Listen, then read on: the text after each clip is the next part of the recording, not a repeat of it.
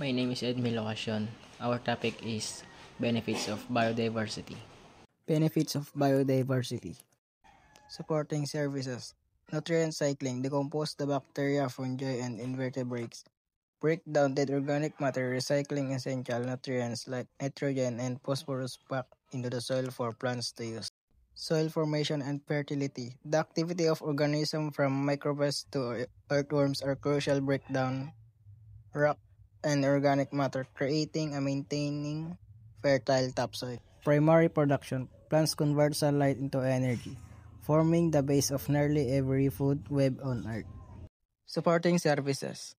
Recreation and tourism. Natural areas supports ecotourism, wildfire watching, and outdoor recreation, which are vital for many local economies. Aesthetic and spiritual value. Natural provides inspiration for art, literature, and science, and is the basis for the cultural, spiritual, and religious identity of many communities. Health and well-being. Spending time in natural, biodiverse environment has been scientifically linked to lower stress levels, reduce blood pressure, and improve mental health. Regulating services, climate regulation, forest, wetland, mangrove, and oceans act carbon sinks, absorbing and storing huge amount of carbon dioxide which helps mitigate global warming. Pollination, insects, birds, and boats pollinate about 75% of the world food crops, a vital service essential for producing fruits, vegetables, and seeds. Pest and disease control. Diverse ecosystems rely on natural predators like birds or insects to control pest populations, reducing the needs for chemical pesticides. High species diversity can also act as a buffer, slowing the spread of infectious diseases. Provision and services. Food security. Biodiversity provides the genetic variety necessary for crops and livestock to resist pests and diseases. Only a fraction of available plant species are currently used food, meaning the wider gene pool is critical resource for developing new resilient crop strains. Medicine. Many modern pharmaceuticals are derived from wild species. For instance, the anti-cancer drug Taxol comes from the Pacific nutria and kirin. Freshwater. Healthy water site. Supported by diverse vegetation, regulate the flow of water, purify it, and recharge groundwater supplies. My name is Jamil Tangalin. My topic is threats in biodiversity. Natural causes. These are threats that occur in nature and are installed. Natural causes include the following. Number 1. Narrow geographical area. A small specific location that is clearly defined by particular features, whether they are natural like a river, valley, or mountain pass, or human-made, such as a city neighborhood or a specific commercial district. Number 2. Low population and areas where the number of people living per unit of land is relatively small. Number 3. Low breeding rate. A situation with a significantly reduced number of, of offspring which can occur in human population due to factors like women's increased education and career opportunities. My name is Jomar Munar and my topic is Biodiversity Hotspot. Biodiversity Hotspot. What is Biodiversity Hotspot? A biodiversity hotspot is a region that is both rich in biodiversity and under significant threat from human activity.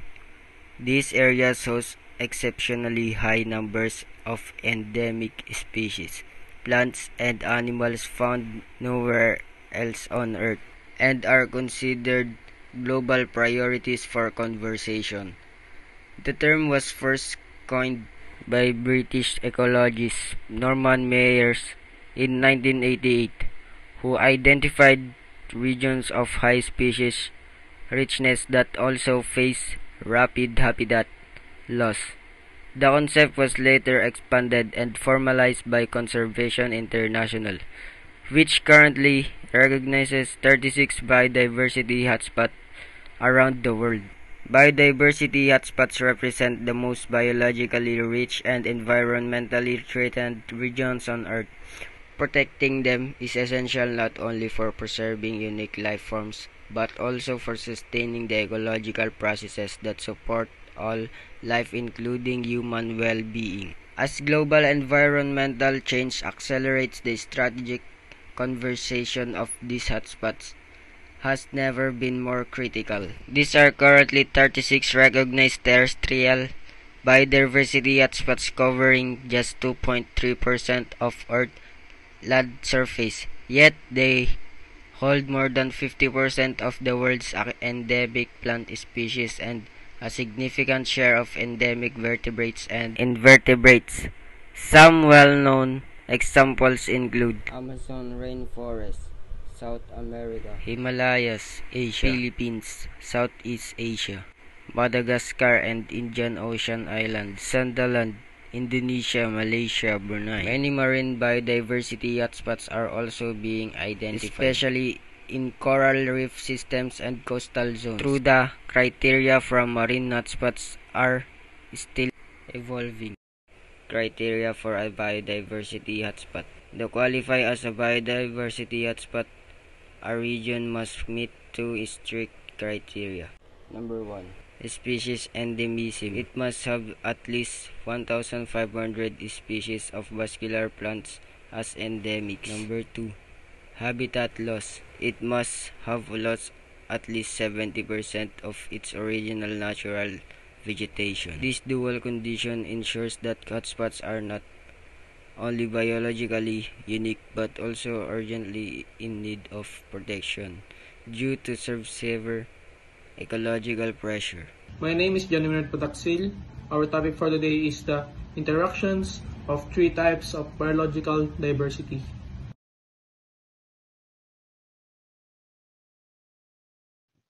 Biological diversity has three core types: genetic species and ecosystem diversity, whose interactions form the foundation of Earth's ecological stability. Here's how they connect. Number 1. Genetic diversity to species diversity. Genetic diversity, variation in genes within a species, fuels species survival and adaptation. For example, a crop species with diverse genes may resist pests or drought better. Maintaining its population, this stability prevents local extinctions, directly sustaining species diversity, the number and abundance of different species in an area. Conversely, healthy species diversity supports larger, more genetically varied populations. Smaller, isolated species are prone to inbreeding and genetic loss. Number 2. Species diversity, ecosystem diversity. Ecosystem diversity, variety of habitats, communities, and ecological processes, provides unique niches for species. A forest with trees, streams, and undergrowth, for instance, hosts more species, birds, insects, fungi, than a monoculture farm. In turn, species diversity drives ecosystem function. Pollinators, bees, support plant reproduction. Decomposers, fungi, recycle nutrients, and predators regulate prey populations. These interdependence keep ecosystems resilient to disturbances like wildfires or climate shifts. Number 3. Genetic diversity to ecosystem diversity. Ecosystem diversity shapes genetic diversity by exposing populations to distinct environmental pressures. Fish in cold mountain streams may evolve genetic traits for temperature tolerance, while those in warm lowland rivers develop different adaptations. This unique genetic pool enhances ecosystem resilience. If conditions change, some genetic variants may help species persist, preserving the ecosystem's structure. In short, the three types are mutually reinforcing. Loss in one, deforestation, reducing ecosystem diversity, weakens the others, shrinking species and genetic diversity.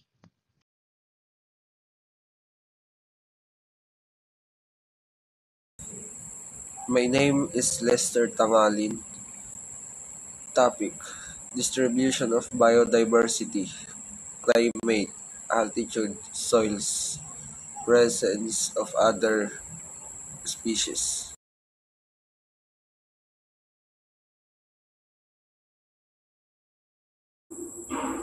Distribution of biodiversity refers to how different kinds of living organisms, plants, animals, and microorganisms are spread or scattered across the Earth's surface. Climate plays a major role in shaping biodiversity and ecosystem because it determines the living conditions in an area. Climate is the long-term pattern of temperature, rainfall, sunlight, and wind in a certain place. As altitude increases, meaning the higher you go up a mountain, the temperature becomes colder, air becomes thinner, and oxygen levels decrease. Because of this, fewer species can survive at higher altitude. Soil is the top layer of the Earth's surface where plants grow. It is made of minerals, organic matter, decayed plants and animals, air and water.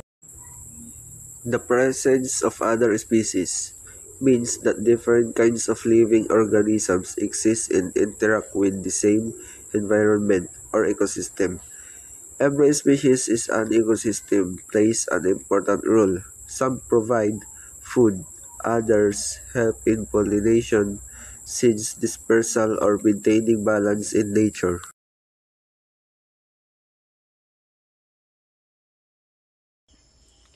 My name is Jem Paulimiana. Topic: Meaning of Biodiversity.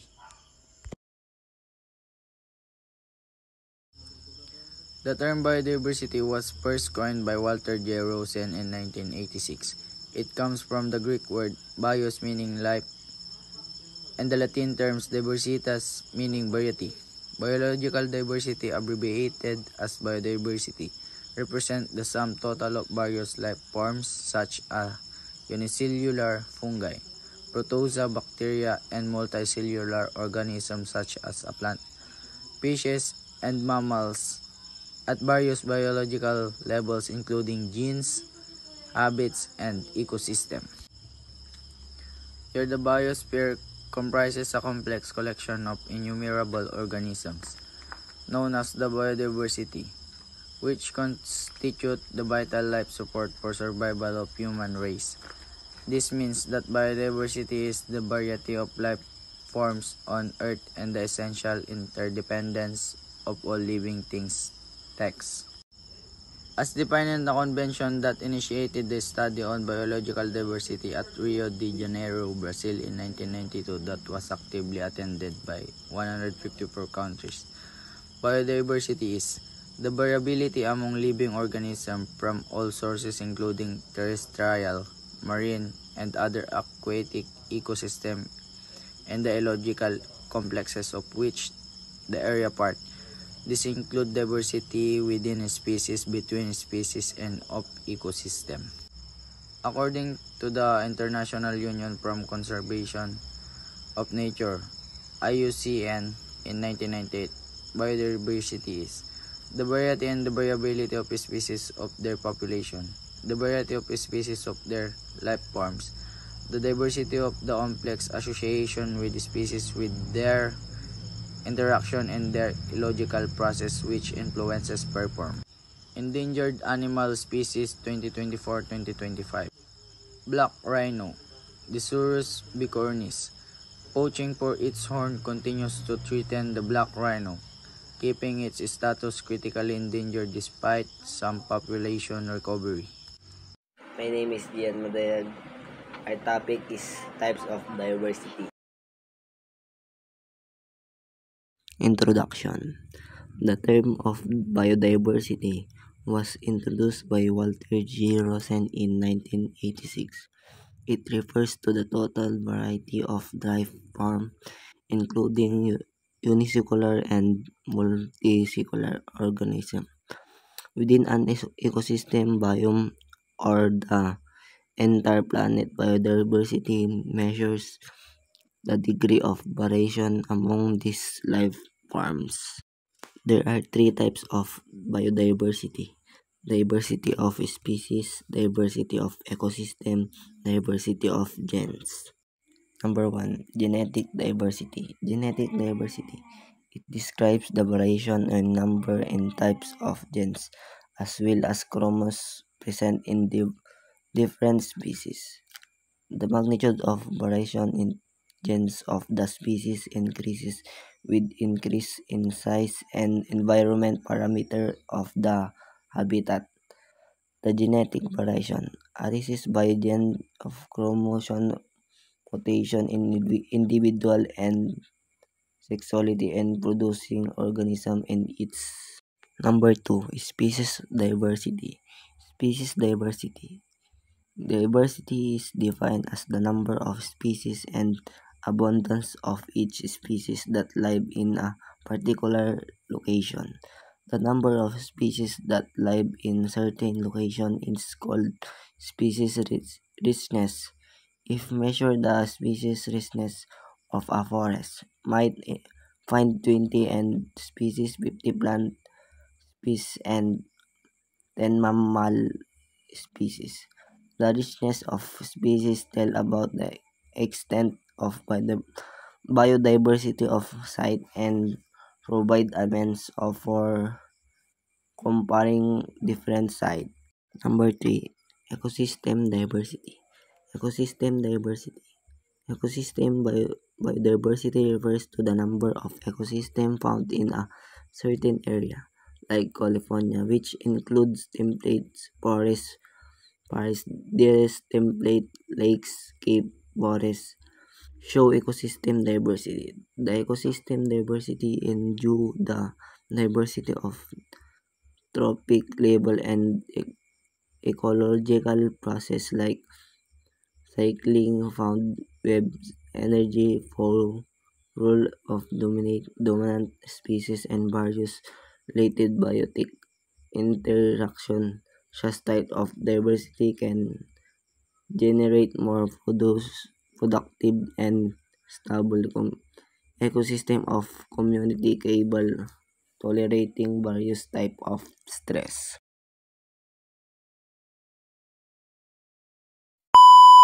Sa bawat pagharap natin sa salamin, minsan hindi lang refleksyon ang bumabalik, pati ang mga masasakit na alaalang pilit nating kinakalimutan, ang mga multo ng ating nakaraan.